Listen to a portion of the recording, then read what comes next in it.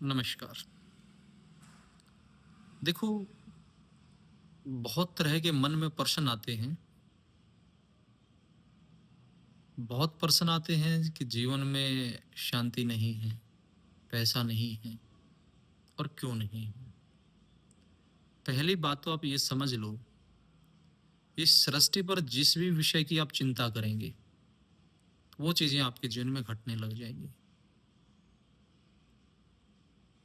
आपको किसने बताया पहली बार कि ग्रह दोष की वजह से या नंबरों की वजह से कि आपका नंबर मूलांक ये है, इसकी वजह से आपके जीवन में संघर्ष है? ये जिसने भी बताया पहली बार आपने एक ज्योतिषी ने या किसी भी एक्सपर्ट ने आपको बताया। जिस दिन उन्होंने आपको कोई नकारात्मक एक फीडबैक आपको दिया आपके जीवन को लेके, उस दिन से आपके मन में एक भ्रांति बैठ गई, एक विश्वास बैठ गया। भ्रांति तो नहीं कह सकते उसको, क्योंकि जिन्होंने भी ज्योतिषी ने, वास्तु एक्सपर्ट ने या अंग ज्योतिष वाले ने, जिसने भी अपनी विद्या के माध्यम से आपको भविष्य के बारे में बताया, उस भविष्य के माध्यम से उन्होंने जब बताया तो आपके मन में एक विश्वास स्थापित हो गया कि जैसे बहुत सारे लोग होते हैं जिनका मूलांक 4 होता है, जो राहु का नंबर है। तो बार-बार वो लोग कहते हैं कि मैं राहु हूँ, मेरा तो नंबर राहु है, तो ये है, ये है। तो आप समझिएगा, आप परमात्मा की उस एनर्जी को अट्रैक्ट कर रहे हैं जो राहु के फलित कहे गए। राहु से संबंधित जितने भी फल हैं वो आप अपनी तरफ आकर्षित कर रहे हैं।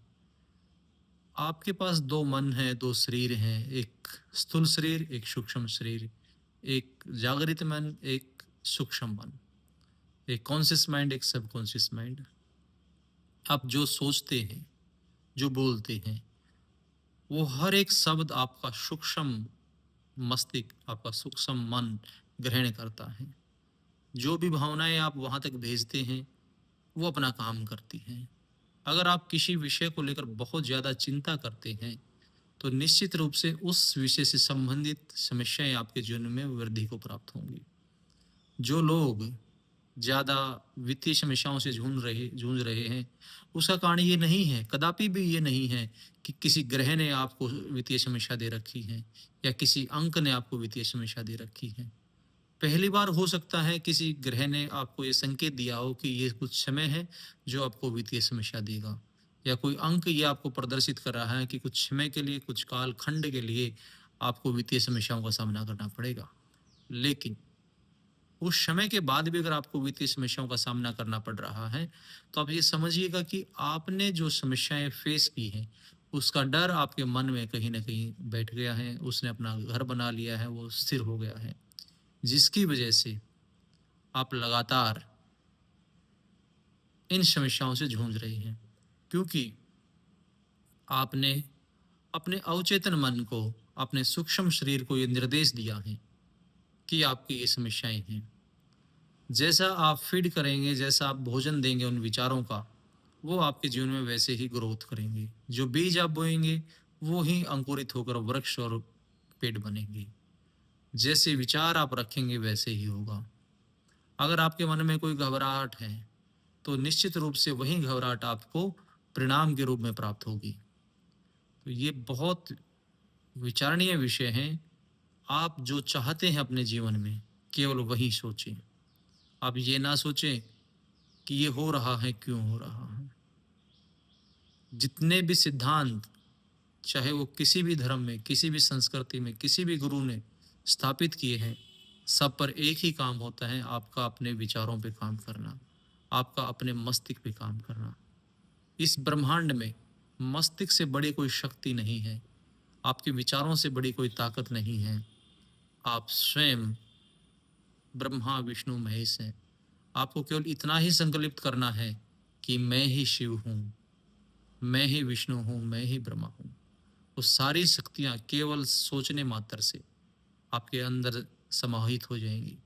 लेकिन वो सोचना, इतना गहरा सोचना है कि उस सोच का जो असर है वो आपके सबकॉन्शियस पर जाए, आपके अवचेतन मन पर जाए, आपके सूक्ष्म शरीर तक पहुँचे, आपके सूक्ष्म मन तक पहुँचे। जब आप ये भावना, ये धारणा अपने सूक्ष्म मन मस्तिष्क को भेज देते हैं, तो निश्चित रूप से वो अपना काम करता है। बाहर जो कुछ भी आप देख रहे हैं, वो सब आपके अंदर ही समाहित है। अगर आपको बाहर कुछ खूबसूरत दिखाई देता है, कुछ प्यारा लगता है, तो ये मान के चलिए वो बाहर प्यारा या खूबसूरत नहीं है। वो आपके अंदर की खूबसूरती और आपका प्रेम है जो उसको आपको बाहर प्रदर्शित कर रहा है। वरना वही वस्तु, वही व्यक्ति, वही सामान जो आपको प्यारा लगता है, वो किसी दूसरे को बहुत ही घृणादायक लगता है। ऐसा क्यों है? ऐसा केवल आपके मस्तिष्क और आपके अंदर होने की वजह से है। जो आपके अंदर होगा, वो आपको बाहर प्रदर्शित होगा। अगर आपके मन मस्तिष्क में आपको स्ट्रेस है कि आपके पास पैसा नहीं आ रहा, आपको तनाव है कि आपका काम रुका पड़ा है, तो ये साफ संकेत हैं प्रकृति को कि आपके जीवन में उन चीज़ों की समस्याएँ हों।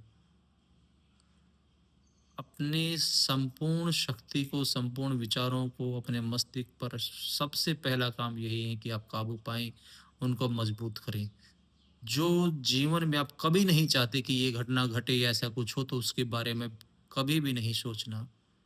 मन तो एक ऐसी ज़मीन है, एक ऐसी भूमि है, जहाँ आपने कोई भी बीज डाल दिया, वो बहुत क्षण मात्र में ही वृक्ष और विशाल बरगद बन जाता है। क्योंकि वो बीज एक मात्र डालने से उसका कोई रूप, कोई आकार, कोई स्वरूप नहीं, उसकी अनंत भुजाएँ हैं, वो तुरंत विकसित होता है। किसी भी एक विषय पर आप एक बार विचार कीजिएगा, वो विषय, वो विचार निरंतर चारों तरफ आपके फैलते रहेंगे। एक ऐसा घेरा बना लेंगे वो विचार कि आपको स्वयं लगेगा कि आप ही हैं वो, आप ही चल रहे हैं वो। और जो विचार आपके चारों तरफ घेर रहे हैं, वो विकराल मुख, दानव मुख की तरह आपको निगल जाएंगे। जो लोग धनवान हैं, वो इसलिए धनवान नहीं है कि उसके चारों तरफ पैसा है, वो इसलिए धनवान है क्योंकि वो मन से धनवान है। वो ऐसी कोई परिस्थिति की कल्पना नहीं करते जो उनको जीवन में नहीं चाहिए। तो ऐसी कोई भी परिस्थिति, कोई भी स्थिति जो आप अपने जीवन में नहीं चाहते, उसकी कल्पना ना कीजिए, उसके बारे में चिंता ना कीजिए, उसके बारे में सोचिए। आप केवल वही कल्पना, वही शक्ति महसूस कीजिए, उन्हीं बातों को महसूस कीजिए जो आप अपने जीवन में चाहते हैं।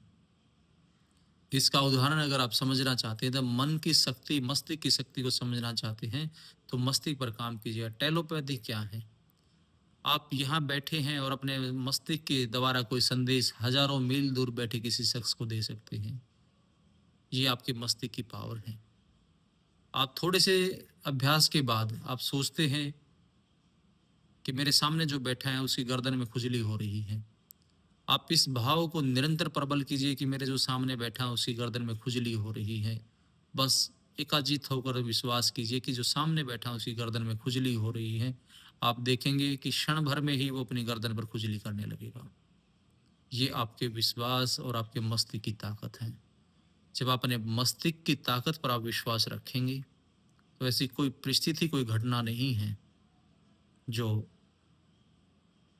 आप ना बदल पाएँ। ये संदेश मेरे उन साथियों तक है, उन मेरे अपनों के लिए है, जो ये निरंतर समस्याओं का सामना कर रहे हैं। अगर आप चाहते हैं कि जीवन में केवल समृद्धि हो, तो उस समृद्धि को महसूस करना होगा। ये झूठा दिखावा नहीं करना होगा। क्या मन से कुछ और है, अंदर मन में कुछ और शंकाएँ चल रही हैं, कुछ डर चल रहा है, लेकिन आप उसको दबाने के लिए रट रहे हैं। अपने मस्तिष्क पे काम करो, ऐसी कोई परिस्थिति ही नहीं है जो तुम्हें हरा सके। तुम स्वयं मनुष्य जो भी हैं, जो भी मनुष्य हैं, स्त्री हैं, पुरुष हैं, वो सब ही उस प्रकृति के अंश हैं। स्वयं वो ब्रह्मा, विष्णु, महेश हैं, जो निर्माण भी करते हैं, पालन भी करते हैं और अंत में लय भी करते हैं। तीनों ही गुण जब आप में हैं, तो आप दुखी नहीं हो सकते। ये सृष्टि का नियम है। कि सृष्टि ही आपके अंदर है और आप ही सृष्टि के अंदर हैं। तुम भी मैं भी तुम, सब कुछ ऐसा ही है। तुम आसमान का एक हिस्सा नहीं हो, तुम संपूर्ण आसमान हो। आसमान में बादल आएंगे, जाएंगे, जाते रहेंगे, लेकिन आसमान वही स्थिर रहता है। बड़ी विडंबना क्या हो जाती है जब तुम खुद को ही बादल समझने लगते हो, तो आसमान छोटा हो जाता है। जो चाहते हो जीवन में, वही सोचो, वही जियो, वही कल्पना करो। निश्चित रूप से आपकी विजय होगी।